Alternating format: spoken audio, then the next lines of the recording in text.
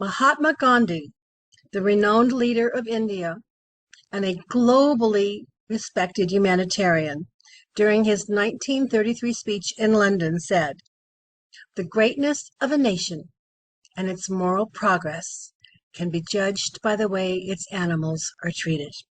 That quote is especially relevant today as I ask you to take a look at the way you have acquired your animals, your pets. Today, I invite you to consider how a simple decision, choosing to adopt, not shop, is an act of compassion. Together, we'll explore 3 issues that highlight why this matters. Pet homelessness, the cruelty of puppy and kitty mills, and how adopting a pet can improve the owner's well-being. By their very nature, feral animals are dangerous. They roam our streets in packs. They risk the chance of themselves being poisoned. They attack animals. That could be our loving pets. They attack people. That could be us, our family, and our children. They knock down trash cans. They climb in dumpsters. They scatter trash all over the place, spreading disease, possibly even rabies. The Helping Hands Humane Society, an organization with over 3 decades of experience in animal welfare, reminds us each year 8 to 12 million dogs, cats, puppies, and kitties are euthanized because there simply are not enough homes for them. But there is hope. I've owned animals all my life. I've adopted animals all my life, and you can too. When you adopt, you save a life, reduce shelter overcrowding, you help prevent needless euthanasia. When you adopt, most of the animals have been neutered, they've received their vaccines, and they've been chipped. So should you lose your animal, you stand a better chance of getting them back. As heartbreaking as animals being homeless is, I have another question for you. Do you know where pets in pet stores come from? Usually they come from puppy and kitty mills. These are large-scale commercial breeding operations. They put profits over animal welfare.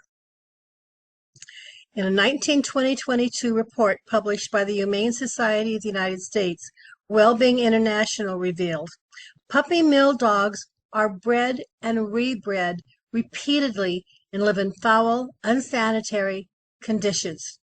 Wellbeing International is a globally respected advocate for animal welfare.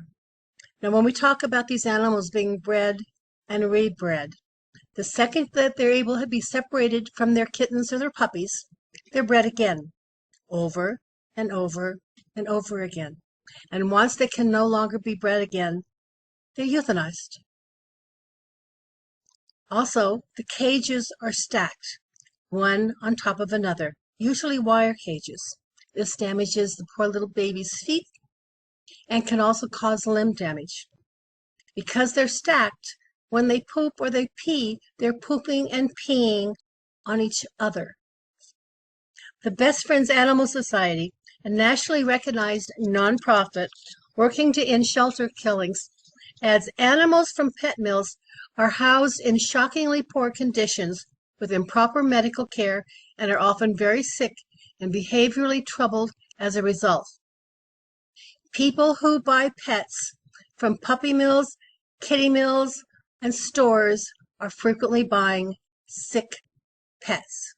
They did not receive the veterinary attention that they needed. They're also unsocialized, and they're not housebroke. As Dr. Frank D. McGillen, a veterinarian and expert in the psychological health of animals, states in a peer-reviewed article published in the Journal of the American Veterinary Medical Association, current laws provide inadequate protection against harm to breeding dogs and puppies associated with commercial breeding establishments. There's simply no protection for them, and so the cruelty continues. Now, suffering animals is definitely heartbreaking, but they're also is some joy that pets bring. In a study published in the respected medical journal Public Health Reports, researchers Ulrika Friedman and Hisuk Song found that studies suggest that companion animals may alleviate depression, comfort the lonely, facilitate psychotherapy, socialize criminals, lower blood pressure, increase survivorship of a heart attack, and ease the social pain of aging in our society. Additionally, Cindy Stern and her colleagues wrote in the 2023 systematic review published in the International Journal of Environmental Research and Public Health that participants described the animals as a source of comfort, providing emotional support and reducing stress and anxiety.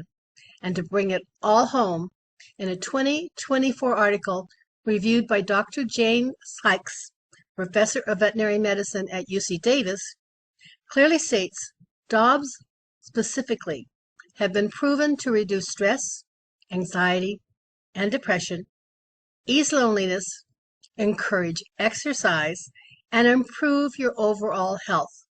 Dr. Sykes is a leading expert in veterinary internal medicine and underscores the life-changing benefits of opening your heart to a pet in need. As we close, adopting a pet has a ripple effect. One life is saved, space is made for another animal, and demand on pet meals shrink. As the Virginia Maryland College of Veterinary Medicine so eloquently stated in a 2023 article, by choosing to adopt from an animal shelter, you give a second chance to a deserving pet and contribute to the welfare of animals in need. So what can you do? Be your hero. Adopt. Don't shop.